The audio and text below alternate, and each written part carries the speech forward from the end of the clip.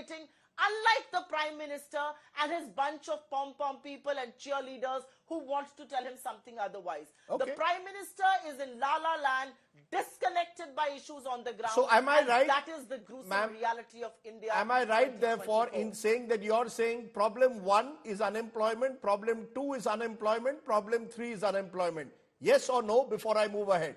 1, 2, 3, as far as you and the Congress are concerned, Rajdeep, is unemployment, unemployment, unemployment. Correct? Raj,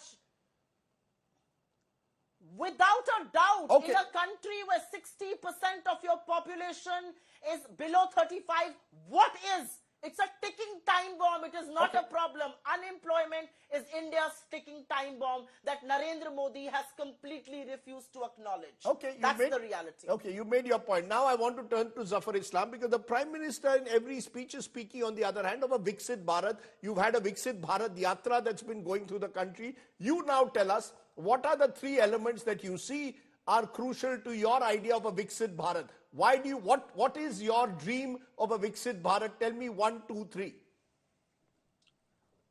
Rajdeep, first of all, let me address the concern she has raised. As far as unemployment is concerned, it is the lowest now at 3.1%. Today's report, you can see it is the lowest in last 10 years, 3.1. Unemployment rate is 3.1%. Second, she was talking about income level. You must also refer to the report which few days ago, which has been released by the government. Not the full report, this snapshot of the report, the summary of the report, the consumption expenditure survey report. That also suggests that inequality is declining, the unemployment rate is declining, the poverty is alleviation program which government has run has benefited the common man on the street. So everything is positive, but whatever they say doesn't resonate with the common man. No, but can you tell me, sir, what are the three elements of a Viksit Bharat? What are the 3, according to you, what are the 3 reasons why India is moving towards being a Viksit Bharat? I want the top 3. See, the vision of the Prime Minister and the mission of the Prime Minister is to make India a developed nation.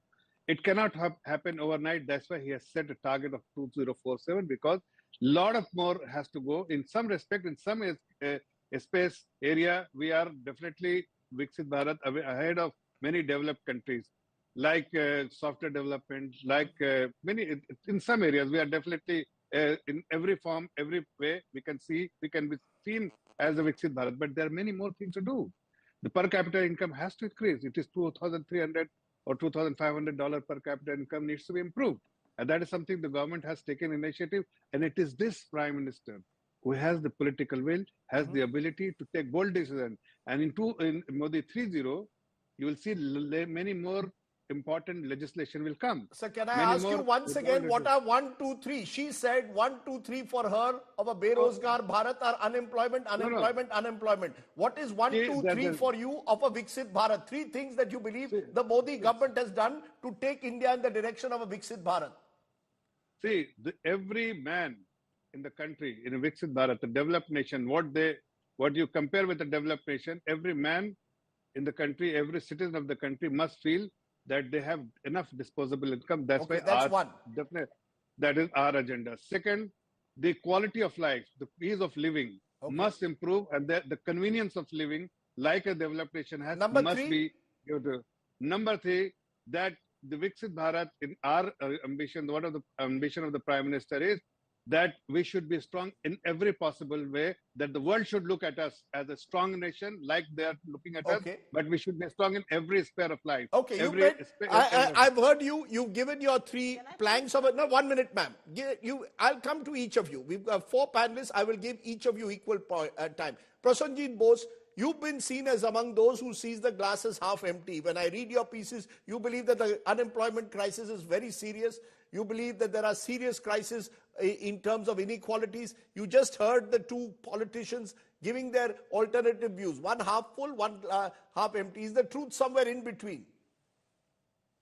I think that it's not only a question of half full or half empty. There is something which are facts. And if you look at the government's own statistics, the periodic labor force survey, which is brought out by the government itself. The labor ministry brings it out now every year. And as per the government's own statistics, the BJP spokesperson should clarify whether he is aware of these figures, that even today, the 3.2% he is saying, unemployment rate, that is way above what it was 10 years back. And if you look at the entire 10 years of the Modi regime, the average unemployment rate is at a 50-year high. This is as per government statistics. All right, this is nothing, it has got nothing to do with the opposition or any figures that have been made up. No, the PLFS survey does show a declining unemployment. Let's be factual. Wait. It has declined from a very high level. It is still, the latest figure for last year is still at a level which is over 1% more than what it was in 2011-12. Okay, that is a fact. So it may have declined. Please don't forget, Rajdeep, that India has one of the lowest worker population ratios in the world. Only, within our population, only around 41% of the. Okay, we'll go back to Prasenjit Bose, whose line has got cut, but you take over, Rahul Verma, because I want to look at the politics of this.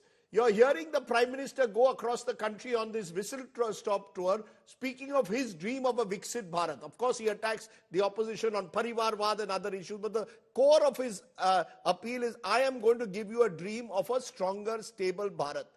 On the other hand, Rahul Gandhi on his Nyaya Yatra is going along, raising issues like paper leaks, saying that people are unemployed, saying that OBCs and Dalits and Adivasis are losing out. So you have two clear narratives emerging. How do you see this playing out politically? Thank you, Rajdeep. Let me make 2 points.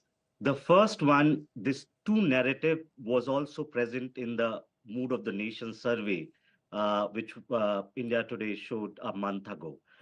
What we saw in that survey, that there is a disjunction between what voters think on questions related to economy and how they are behaving politically. Price rise, unemployment, there was high concern. There was support for nationwide caste census. So all of these things are there, and a large number of people agree with these issues. But on the political side, they seem to be thinking that Modi government is doing well. PM Modi remains popular, and people are much more likely to vote for BJP in comparison to past.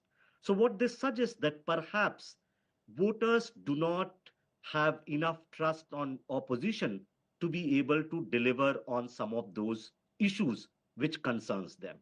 And this is where I think the opposition has to perhaps work harder. And what Prime Minister Modi has been doing for last 10 years, he continues to spin a very, very positive political campaign while keeping some of the attacks alive. Where opposition, to my mind, is missing, that along with the attack, they don't have a positive plan. They don't have a blueprint to show that in these states we came to power and we have transformed the state in 5 years or 10 years. So I think that remains a problem area for the opposition. The second point, and this is very important, we now need to have a serious and honest conversation about unemployment. No party or no government will be able to generate jobs as they are promising. The way the world is moving, most economies are seeing a jobless growth. And this is going to be a serious issue. So unless we tamper down people's expectation that there are lesser and lesser jobs, and we'll have to find other ways to create so that people can earn livelihood, we can keep selling this snake oil.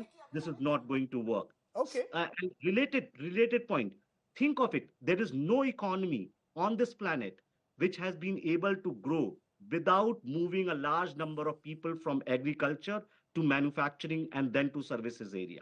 And if we are not going, like if we continue to do politics on agriculture and farmers issue, we will have a serious problem in our hand in future. Okay, I've heard you patiently. I want to put out a graphic and then I want to get Supriya and Syed Zafar Islam back into this. Viksit Bharat, is it real or hyped? or are we in a Berozgaar Bharat? Now, the optimist view is extreme poverty is down from 12.2% in 2011-12 to 2% in 2022-23. I'm quoting a survey of Surjit Bhalla and Karan Bhasin economists. The skeptic view is children who have not eaten anything from a 24-hour period is 19.3%, according to an NFHA survey in 2019-21, among the worst in the world. Optimist view, unemployment rate down to 3.1% in 2023 as per the periodic labor force survey. The skeptic view is 42.3% unemployed among graduates under 25 years, according to the State of Working India 2023 survey by the Azim Premji University. Optimist view, Q3 growth, just the numbers that came in last week, 8.4%. The skeptic view, the gap between GDP or the GVA, gross value asset, in Q3 is 190 basis points, which is at a 10-year high. Private consumption in particular has not increased. Now, Supriya Shine, we can all cherry pick numbers, but you heard Rahul Verma make an important point. Rahul Gandhi is going around the country saying paper leaks are a problem, joblessness is a problem. But look at your own government. Some of the most, the clear-cut cases of paper leaks took place in Congress-ruled Rajasthan. The worst job figures, unemployment figures were in your Congress-ruled Rajasthan. So you've got to provide an agenda. How are you going to change it? It's one thing to attack the Modi government. What does Rahul Gandhi and the Congress have to offer to end the Berozgaar Bharat into a Rozgaar Bharat? Before I answer the direct question that you have placed, I must appreciate the point that Rahul Verma made in passing. He obviously made the point about jobs shifting out of agriculture to other vocations. Under the Modi government, job creation, people who have gone back to agriculture, has actually gone up. Job creation, not just in manufacturing, but even in services, which is our stay hold. 70% of our jobs is in services. Ma'am, can you tell me what your agenda is? I want to know your agenda. Forget about Prime Minister Modi. Tell me what you're offering. Don't be so impatient, Rajdeep. Please. You interrupted me. Rajdeep, you interrupted me in my first question. You are interrupting me again. Have some patience. You've called me on the show. Yeah, I'm sure. obviously here to talk about my agenda. Sure. Why would I waste my time talking about Mr. Modi's La La Land and the schizophrenic view that the BJP has? It's quite simple. I think the 5 pillars that the Congress is talking about is our agenda. And while you can keep lambasting our government, the reality is that the kind of welfare schemes that we are putting or we have put in place in Rajasthan, or while we were in power in Chhattisgarh, or now in Karnataka, Himachal and even Telangana, are the schemes that Mr. Modi himself is copying. That's the reality. Mr. Modi was forced to give subsidized cylinders to people in Rajasthan, a scheme that we started. He's in government in 17 states. He should be ideally How are you going to provide jobs and plug paper leaks all across the country? But that's not the point. That is not the point. The point that I'm trying to make is, when you want to create jobs, you want to ensure that agriculture remains remunerative for people who are involved in it. And which is why MSP being a legal guarantee is something we stand for.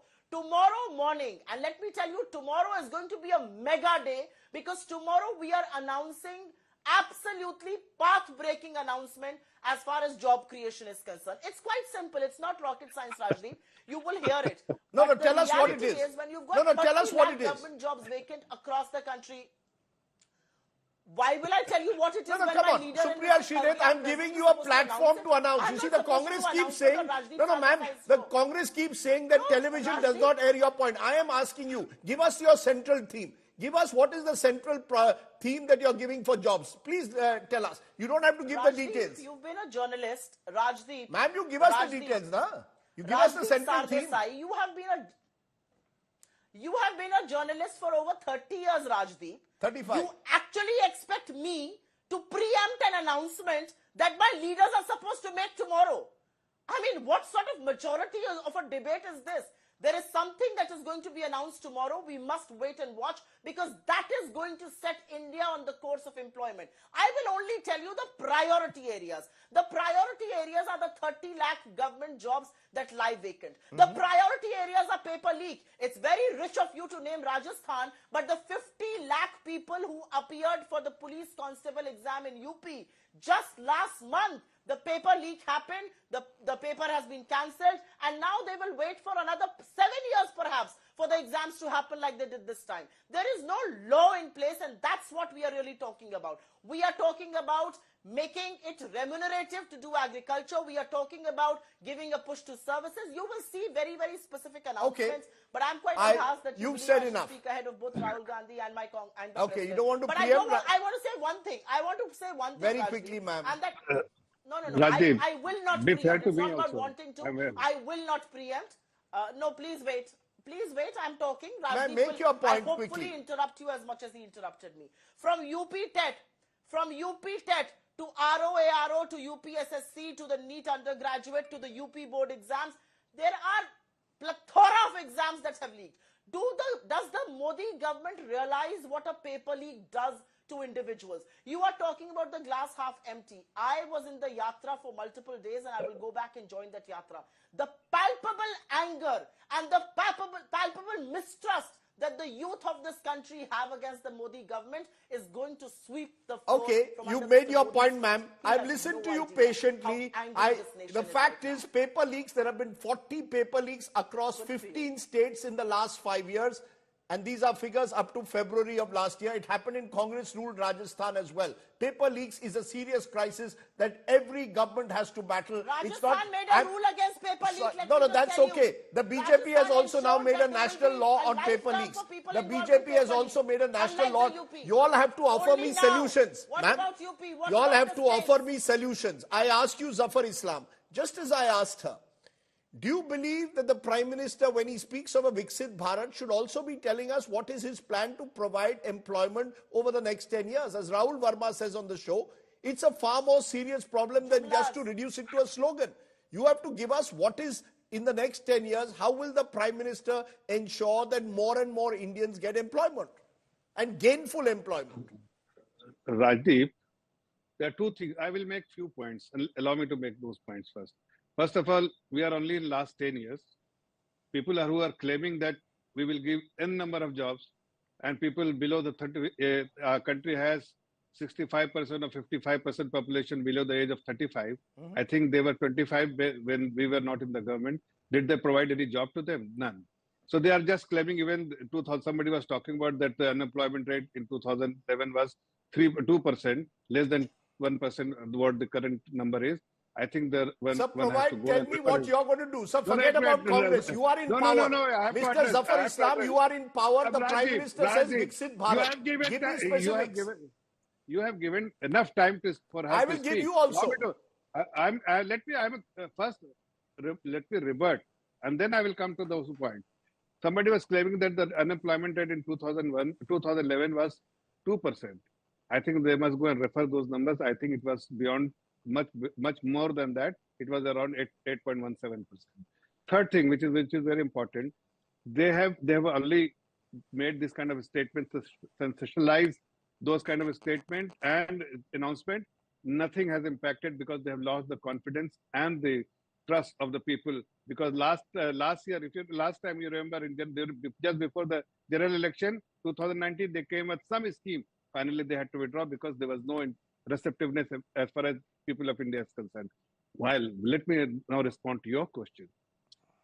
As far as Bharatiya Janata Party and India government is concerned, under the leadership of the Honorable Prime Minister, last 1.5 years, he is spending time that in Modi 3.0, what announcement do we made to make India a Viksit Bharat, where job creation for both blue collar, white collar jobs will be created, enough number of jobs.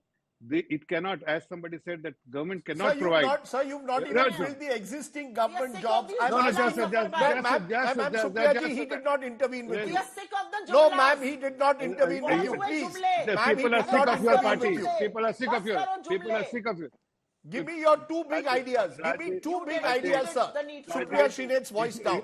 Two big ideas for more jobs. Give me two big ideas, sir. Two big ideas. Why people don't like Congress spokesperson? Because they interrupt unnecessarily. I heard patiently. Whatever she had to speak, I heard patiently. Sir, I'm asking you two big ideas. So she should learn that basic Sir, decency. let's not get into personal. We're wasting time. No, Two I'm big not ideas. did I interrupt? Sir, I have already pulled her up. Let- I'm asking you. Two big ideas. I'm telling you, a developed nation should prioritize and will have all the basic amenities plus all the ease of living. What is required for a common man will have. We have been focusing this in last 10 years. This is evident from the fact that we have provided shelter, we have provided electricity, we have provided a gas connection, we have provided many things, and we will continue Sir, to you are provide. also providing but- 80 crore Indians free ration. Clearly, therefore, But- no, for all the talk because- of Viksit Bharat, no country which claims to be Viksit would be providing 80 crore people free ration. Clearly, there is a problem at the bottom of the pyramid. Why not accept that? I think, Rajdeep, you should understand that all the developed nations provide too many things to their citizens. If the poorer or marginalized section of the society, or even the middle class of the society, if they are getting something from the government, what is wrong with it? They have the right to get all the They support have the from right. the They government. have the right, but So clearly if people the are resource hurting. is not meant for- Sir, no, sir, the my resource is point not is, meant- just as the Congress seems to believe everything is terrible, you seem to believe everything is milk and honey. The truth of the matter is there are people who are hurting. There are small, medium enterprises who have suffered. Why not accept that? But Rajdeep, if the situation is not congenial enough for Bharatiya Janata Party, we wouldn't have claimed that we will get 400 seats for NDA. Sir, forget 300 politics, sir. No, Sir, forget it's whether not people vote politics. for It you. is not politics. You ask the common man on the street, you will get the response. They are happy. Okay, you're They saying are the happy common man because is the happy. government is Okay, that's a point. The government has a governance model. Listen, the government has a governance model to ensure that there is a effectiveness and Sir, fairness in everything what they do, and that is why everybody has been benefited, and there's a big list of beneficiaries. Even this okay, Viksit you made Bharat your program, point, sir. I've listened to you patiently. ensured that those who were I've not listened to listed you as a patiently. benefit However, to I the still list. come back to it. Rahul Verma, in that same Mood of the Nation poll showed 71% of the people said unemployment was serious or somewhat serious. And yet many of them said they will still vote for the Modi government. Does it boil down to trust? That people trust the Modi government? It seems like perhaps one, they trust Modi more over the opposition leadership. That is definitely there. Unless otherwise, we would have seen a very different kind of poll numbers politically. Second, I think the macroeconomic fundamentals are in place. I think what we are doing is making these tall claims about employment, about structural changes in the economy, without understanding that this is going to be a very, very slow and long process. And there are all signs present that India is going to be trapped into what is known as middle income trap. We are not basically investing heavily in education, in creating the kind of human resource and skill that makes a country from a low income country to a middle income country to a high income country. Right. Unless you invest in education and health, those things are not happening, and they're not happening for last not 5 or 10 years. They have not been happening since independence. Over last 70 years, like since 1971, if you put just employment data or government employees, it has been just going down. And so these are structural problems, our economy. And we are only focusing on political regimes rather than the structural problems of the economy. I take your point, and unfortunately, we're not even debating them as we reach out to the 2024 election. That's what we want to do here on the news today. On the news today, these are the issues we will take up day after day. We will look at paper leaks. Who has a better idea for it? Who has a better idea for unemployment? And I want specifics, hopefully, from Supriya Srinath and Syed Zafar Islam in the days and weeks ahead when we look at those issues like job creation. I appreciate my guests joining me. So let's put that question to our panelists today. What is the main narrative of 2024? Is it a Viksit Bharat dream or a Berozgaar Bharat alternative? Is the glass half full or is it half empty? Will 2024 be fought on a Vikas agenda by both parties, main parties? Those are some of the questions that I will raise. Joining me now is Rahul Verma. He's Fellow Center for Policy Research. He tracks political trends very closely. Syed Zafar Islam is senior BJP spokesperson, former MP. Supriya Srinath heads the Congress social media team and is their national spokesperson. And also joining us is Prosenjit Bose, once with the left, an economist who tracks figures very closely. Appreciate all of you joining us on the show tonight. I want to come to you, Supriya Srinath, at the moment, because the Congress has often claimed that its agenda is being obscured by the Prime Minister's Viksit Bharat agenda. Now you tell me, I'm posing the question straight to you. Viksit Bharat, the Prime Minister is saying 2047, how to make India an advanced economy, versus Rahul Gandhi, who says Berozgari is the problem. India is a Berozgaar Bharat. Which is the agenda that defines India in 2024? A positive agenda or an agenda which says the glass is half empty? Let me just lay bare some facts before you. The Prime Minister increasingly of this country lives in La La Land. The Prime Minister at his official residence is surrounded by peacocks. He's not hearing the plight of people, and which is why